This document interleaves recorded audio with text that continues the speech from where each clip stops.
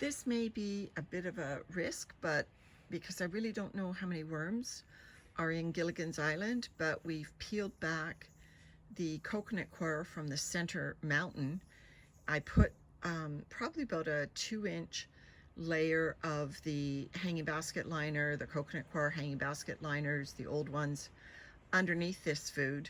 And I've mounted on, or I've layered on some food. This is just celery pulp that's left, which the worms eat, but they're not super excited about it.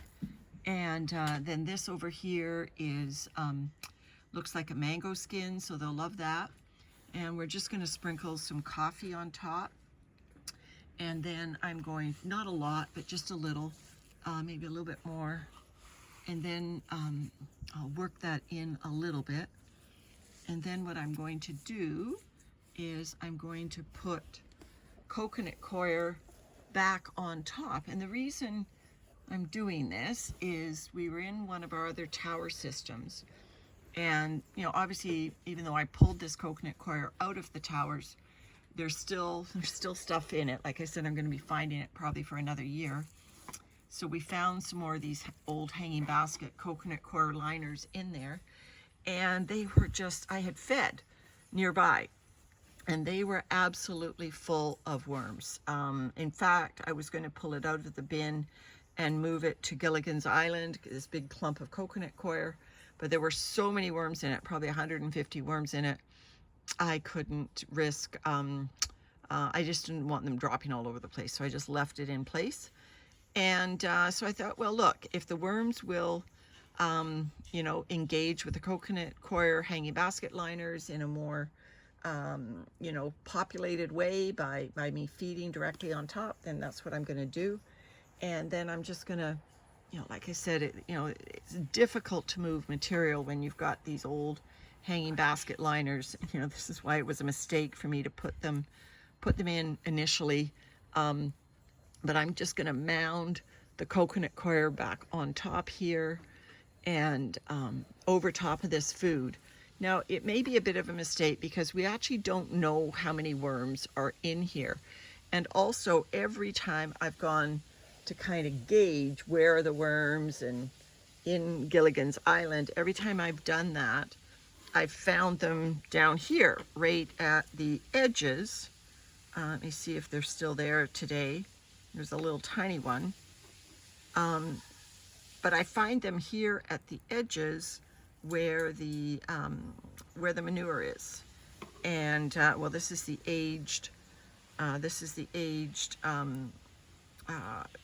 we think, gosh, if I got it wrong, is it cow or is it horse? Well, anyway, I'll ask Landon the next time we see him.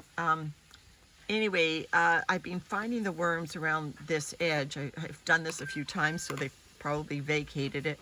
But anyway, so they obviously love the manure around the edge, but can I draw them into the middle where the hanging basket liners are and get them to start breaking those down?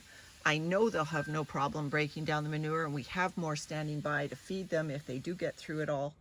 But I really want them to start breaking down these coconut coir fibres. So that's one of my reasons for feeding right on top of the fibre. And the second reason is to do a heavy feeding right in the middle here, is I want to pull them into the center. This worm bin is unprotected-ish for the winter. We're going to be putting some protection measures in place.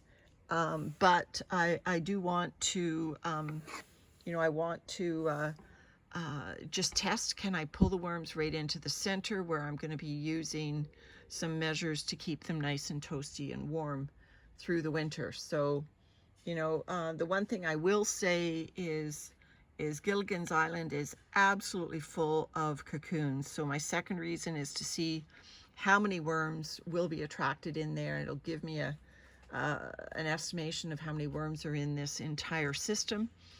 But there are so many cocoons in here from the manure that, and the weather is mild enough, you know, that I think we will have more worms hatching over the, being born over the next month or so until our winter temperatures set in.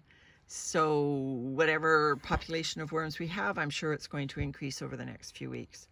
Anyway, Gilligan's Island gets its first food feeding. Obviously, the worms in here been eating lots of manure, but it's got its first food feeding, and we'll leave it a week or so and see how it goes. Going to be exciting to see.